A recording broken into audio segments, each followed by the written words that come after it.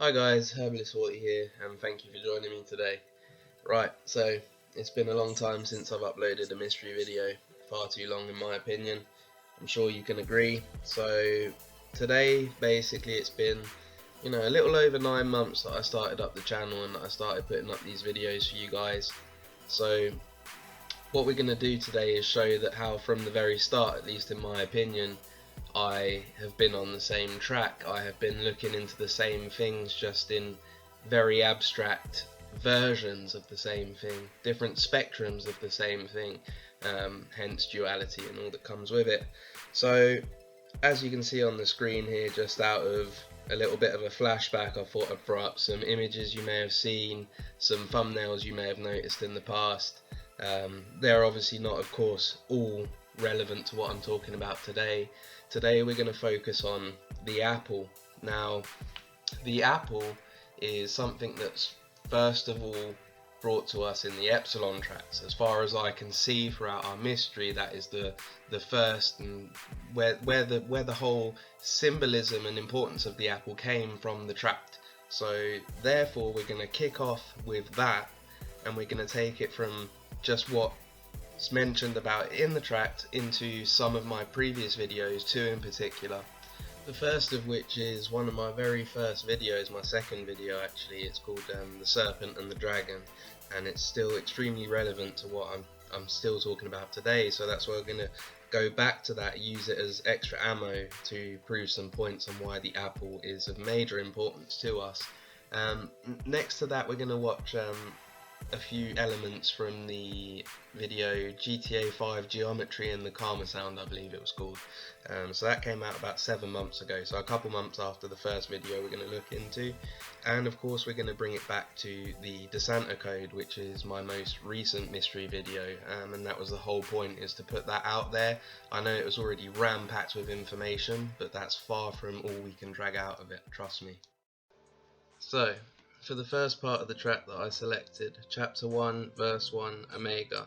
You are being controlled by lots of powerful forces you do not understand, like gravity. Just as an apple sometimes flies up from a tree and becomes a great eagle, so what seems like greed can in its own way be the most selfless act of all. The second part, Chapter 2, Verse 1, Psi. Then nothing is greater than believing completely, and believing completely makes you into the peach tree that flows upwards, or the apple tree that becomes a dove, or the other way around. Now, third part that I selected, Chapter 2, Verse 2.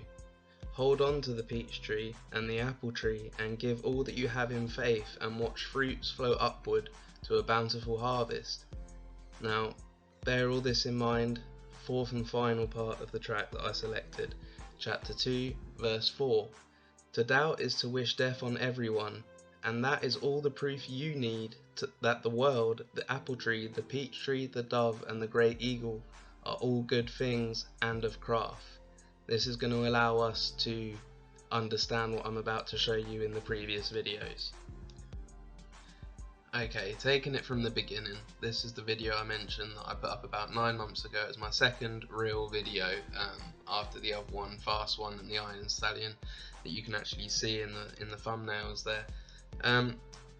The major point to this video was this fruit bowl from Michael's house, and I call it a fruit bowl because it is important to note that the common term for a decorative bowl in a household is called a fruit bowl. That's what it's referred to. And in this fruit bowl, I said I could see the Hebrew story of the Garden of Eden, which is that of Lilith being the serpent and not the devil. Now, to keep it short and sweet, Lilith was a winged serpent, and when she tempted Eve into eating the apple, she was turned into just a serpent, a snake. She had her wings taken off her, her greatest joy in a sense, her ability to fly. Now, I bought up the fruit bowl back in the day. Here's a clearer view of what I showed previously. I've outlined the snake's head and eyes in red, and in which, this is what brought the story of Lilith to me, is a winged, horned demon. Now you can see the wings outlined in blue, and you can see the body and the horns coiling in over the head in purple. Now, this is what I went off of based on some other things as well. If you would like to know about that, I suggest you watch The Serpent and the Dragon if you haven't already. Just scroll through my video list. But this story, as I said, relates to the Garden of Eden and Eve taking a bite from the forbidden fruit and receiving therefore knowledge. Now it's important to note that regardless of the variant of the story or whosever's theory you want to look down, there's 4 possible choices for what that fruit was. The main one, the commonly accepted one, is the apple, and that's because of the symbolism behind the apple. Other than the apple, you had the fig, which is based upon the leaves that Adam and Eve have over their genitals in the depictions, which are fig leaves. Third possibility, would have been a peach, which is again something that we heard a few times over in the Epsilon tracks. And the 4th and final possible fruit was a grape. Now the grape is also quite interesting to us in the mystery, based upon grapeseed. So I'm bringing this back up. Why? Because one of our main clues so far, or one of the things that's allowed us to make more progress than another so far, is movies, films. And based on that, it kind of made me think of a film that I watched recently, because I had a funny feeling it might have something to do with something, and that is Maleficent, as you can see on the screen right now, with Angelina Jolie. Now basically this movie is based upon Cinderella, or Sleeping Beauty. Now, as you can see on the screen here, we have the Wikipedia page for this movie, and there's a few interesting names and words and things that come out. And you can see the good fairy Merryweather first. We have Forbidden Mountains. We have the fact that Maleficent, this is who we're talking about here, has the ability to blast lightning. She also has a pet raven called Diablo, a reference to birds. Many of those we've brought up in the past. Moving on from that, Maleficent visits Aurora as a hypnotic will-o'-wisp. Now I'm going to get into that as well in a little bit, but Maleficent and her servants capture a man called Prince Philip. Now we have Trevor Phillips. I'm not trying to make mountains out of molehills, I'm just trying to pull out all the possible connections. But as we go down, she eventually summons a forest of fauns. Now don't hold me on this, but I believe there is mentions of fauns in the Epsilon tract also. Anyway, now you shall deal with me, O Prince, and the powers of all hell. Kind of grim for a childhood story, because this is a 1950s Disney's movie, let's remember.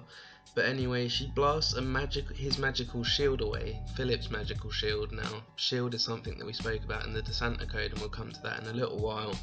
And then the 3 fairies cast an enhancing enchantment on Philip's sword of truth, which he threw into Maleficent's heart, and she falls off a cliff as the sword of truth destroys her body. Now the sword of truth was one of the elements amongst this multiverse story that kind of caught my eye. And when I say multiverse, it's because there's so many different interpretations of this story. There's the original Sleeping Beauty, there's the recent Maleficent movie, there's a few spin-off Maleficent stories. She appeared in a few Mickey Mouse stories also, and then there was of course the TV series that I haven't actually watched called Once Upon a Time, and she also makes quite a few appearances in that. So she's a very interesting character, and I'd like to note that she's a horned beast who is winged as well. And in the movie with Angelina Jolie, when she has her wings taken from her, similar to the story of Lilith in the Garden of Eden, she wraps snakeskin around her horns, clearly symbolising that she's taken a step away from the good side to the dark side, let's say. So that's a quick flashback to the Serpent and the Dragon, which obviously relates to the apple as a background element to the story. Now we're going to move forward to the video on geometry that I brought out, and based on that video we're going to see how the apple, the cube, and all those things that I mentioned in that video are just as relevant and just as connected to all that I've said up till now. Quickly before we move on though, just pay attention here. What I surrounded in the multicoloured box is that in that series Once Upon a Time, she has a daughter called Lilith, or Lily. For our second video here we have the GTA 5 Geometry and Karma sound, which as I said was 7 months ago. This video here was mainly to do with the geometry. The Karma sound thing was because it was relevant at the time and a lot of people were talking about it, and there was some controversial shit being said on that, so it's included in the video. But it's important to note that the point of that video essentially was the geometry side of things. Now, just to do a quick recap of what I was trying to explain, it was pretty tricky to get my head around, but at the end of the day, when it comes to the cross and what the cross represents in Christianity, it's basically the vessel that allowed Jesus Christ to leave the prison, which is earth. And obviously the cross, as you can see here, as I presented as a Rubik's cube, folds up into a cube, and that led me in my research based upon Adam and Eve and etc. to come across this Apple store. Now this Apple store is a glass cube, and this theme is repeated throughout many movies based upon prisons. For example, Cube, or that one with Stallone and Schwarzenegger where they try to escape. I think it might even be called Escape or The Escape.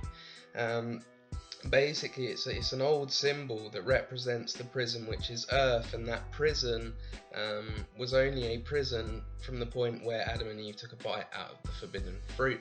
And one of the theories that came from that was that Apple's logo was representing the forbidden fruit, and we're going to see there's 3 possible outcomes to the Apple logo, which I'll say now is based on iFruit. But just quickly, before we carry on, I'm going to play a short clip from the DeSanta Code. There was every orb conceivable on that tomb except one. The orb which fell from the heavens and inspired Newton's life's work that incurred the wrath of the church until his dying day. A-P-P-L-E. Apple.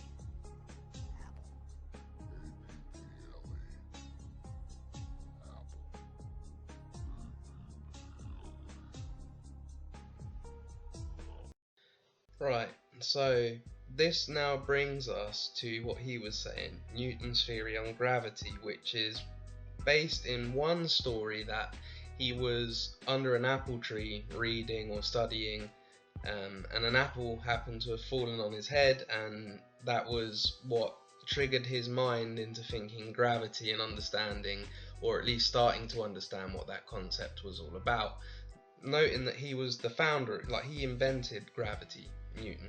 Another important factor about Newton is there's many stories that suggest that his research was highly influenced by that of Plato, and we've discussed Plato as far as Palito Bay before, but we're not going to get into that for today. We're just going to try and stick to the apple and the research that we can find surrounding it, or research further clues more like that we can find surrounding it. So as I said earlier, our first possibility for the Apple logo was that it was based off of the story of Adam and Eve, and that fits quite nicely with the cube shape of the story, etc. Our second possibility, and I believe that one of Apple's representatives may have mentioned this in the past, but without going into too much detail, it may be an homage to Isaac Newton and his discovery of gravity. And as I said before, there is a second possibility that Newton discovered gravity after seeing a comet, but for now we're going to stick with the Apple story, which again is another possible representation of the Apple iPhone logo. But anyway, just while we're on the DeSanta Code here, we looked into Tom Hanks after we looked into the elements of the movie itself, and we found out that he was highly against Proposition 8, and that was against people who were against gay marriage. So Tom Hanks was obviously for gay marriage, and he insulted the LDS Church, which is a Mormon church. As you can see here, we took a look at their Wikipedia page, and if you look at the right hand side, just under Jesus Christ etc., it says they're non-Trinitarian. So we looked into what Trinitarianism was, what the Trinity is, and how it's represented, and all of this based on a simple path from what Tom Hanks said about them and him having to apologise about his comments on them. So anyway, the further research showed us this, which is the Trinity Shield, which made me think about the flux capacitor from Back to the Future, as you can see here, it says shield eyes from light. Now, it's important to note again that the Mormons don't believe in this representative shield. Basically, they believe that the Father, the Son, and the Holy Spirit are separate beings, whereas Trinitarian belief believes that they're all part of a Godhead, and Godhead is something that we've been taught in the Epsilon tracks as well. But again, for today, we're not going to sway too far from our point. It's just about showing how this ties in very nicely to every single element that we've been given so far. It's important to point out as well here that the other possibility that we had on Wikipedia was the Trinity explosion, or the Alamogordo bombing, which was a plutonium explosion that took place in an area called Alamogordo. Now, I bring this up because of Tom Hanks' comments once again. We also saw that it was connected to an obelisk, all that shit. It was uranium, plutonium, that, we had truth or consequences. There was all sorts of the Mockingbird connection. Everything kind of fitted in quite nicely. And then you look in the game, we have the Alamo Sea, and when you look up this Alamo Sea, right at the bottom, it says that its real-life counterpart, the Coachella Valley by the lake, is advertised as one of the most gay-friendly places in America.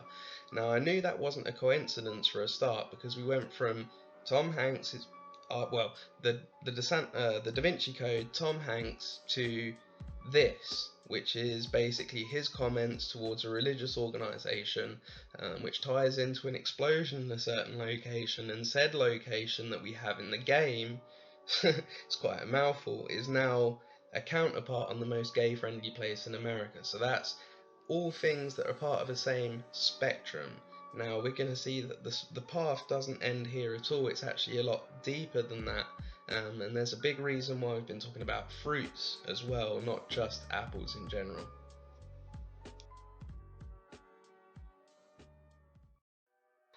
Okay, so based on everything we've just looked at, we're jumping ahead to current information, stuff that I haven't really mentioned before, and we're looking now at this movie, The Imitation Game.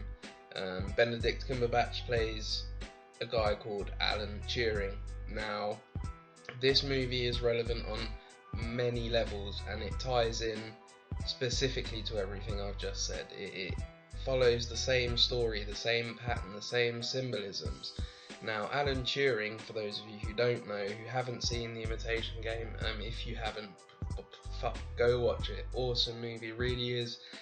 It gets quite emotional, to be honest with you. It's a great movie to watch. But anyway, Alan Turing, the guy who the movie is based upon, is, long story short, the reason that I'm not speaking German today. Now, I understand, obviously, that troops from many different countries, when it came to the war against the Nazis, had a lot to do with it, but at the end of the day, had it not been for Alan Turing, they probably wouldn't have won. To say the least, it's accurate that we can say that the war would have gone on for at least 4 years longer than it did had this guy not done what he did. And just before we move on, look at the bottom. He says, "Machines take me by surprise with great frequency." Now, that's more or less for Wispy, because I know he likes the mention of frequencies, etc. That's just a duality of the meaning. Frequency is in things that reoccur, and that's what I base my videos upon. Reoccur includes reoccurring information. Now, this is Enigma, and this is basically what Alan Turing cracked to win the war, pretty much. This was an encrypting machine that, until Alan Turing came along, was believed to be uncrackable, and it's what the Nazis used to transmit messages from different outposts during the war regarding bombings, etc., where they were going to attack. And Mr. Turing basically created the first ever computer in order to crack this code, because a human being would have been incapable of doing so. Now, the most interesting thing about Alan Turing is that he, as you can see on the screen, ate a poison apple. And I'm going to explain that now, because it's our third and final possibility as to what apple the company based their logo on, and it was in honor of this man potentially, because we have him being the founder of the computer. He is the man who made the first ever computer. Now, as I said, he killed himself by eating a poisoned apple, and it was poisoned with cyanide. Cyan or cyan as a colour is something we're very familiar with when it comes to epsilon, and that's going to be important to remember again for what's to come in this video. So, sticking to the point, he cracked the code Enigma. He saved us all from the Nazi invasion. He allowed the war to be won. But he was under a contract saying that he could not share this information with anyone. It was obviously top secret.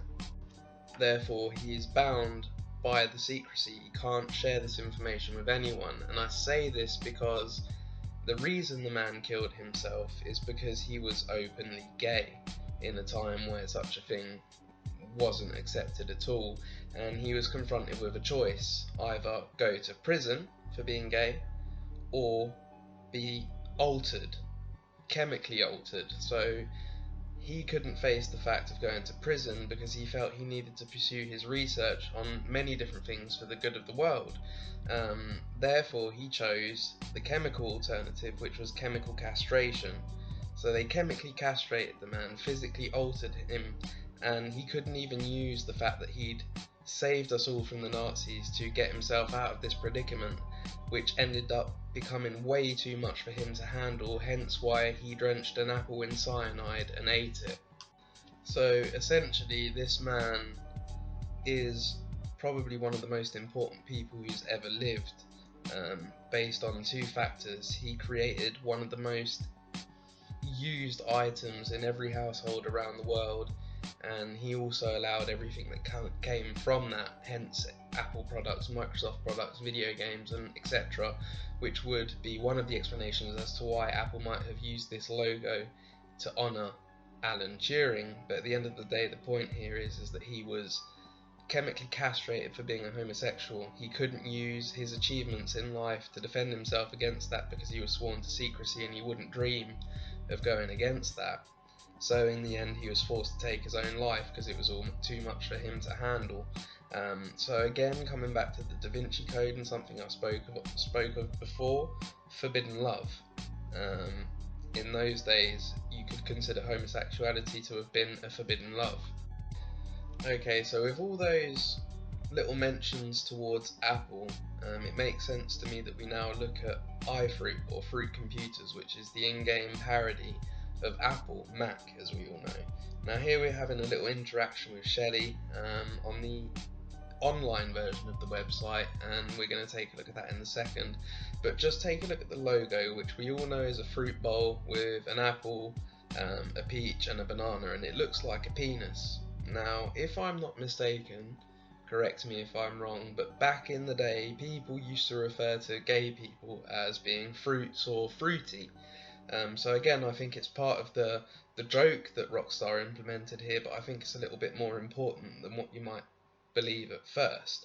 Now, with this conversation with Siri, what's the meaning of life? One of those meanings, she says, is pizza, so I put that up there just for Wispy because I know he mentioned that recently. And the second one here that caught my eye was this little message. He says, how can I improve myself, and blah de blah de blah. At the end, Kiflon.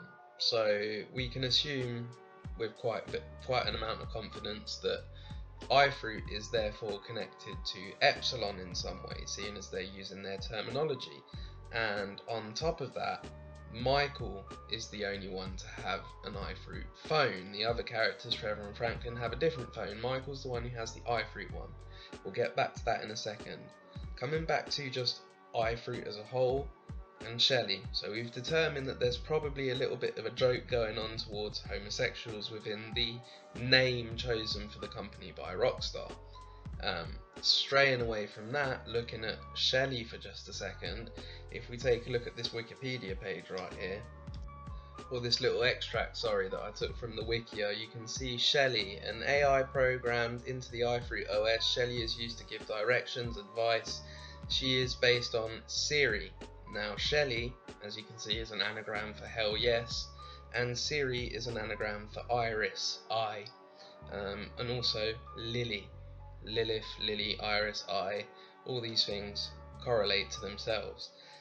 Now, moving on here, I just want to point out this version of the iFruit phone is described as all ego, and for those of you who've been following me for a long time now, I'd like to take another jump back to a previous video, which I believe was Capolavoro and the psych reports, if I'm not mistaken, and I was basically talking about Freud and Freudian trios, and here you can see the thumbnail that I used for this video. Michael I depicted as being the ego. I had a little bit of doubt, but turns out I might not have been as wrong as I thought, or maybe sorry, getting mixed up in my words, maybe I was more right than what I thought, let's say.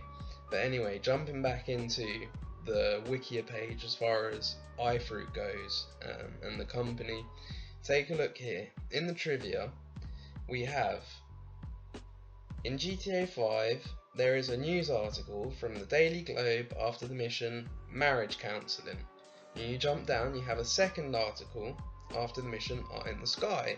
You jump down some more, you have a third article after Caída Libre.